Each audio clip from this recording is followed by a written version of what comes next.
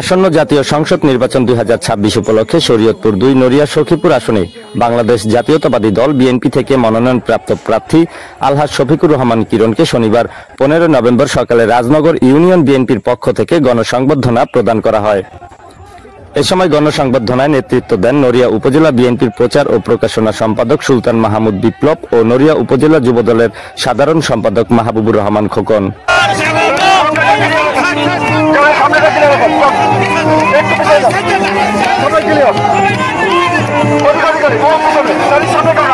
এ সময় রাজনগর ইউনিয়ন ও উপজেলা বিএনপি, যুবদল, স্বেচ্ছাসেবক দল, ছাত্রদল, স্থানীয় নেতৃবৃন্দ, বিলদুনিয়াবাসী সহ সর্বসাধারণ লোকজন সহ অঙ্গ ও সহযোগী সংগঠনের বিপুল সংখ্যক নেতাকর্মী উপস্থিত ছিলেন।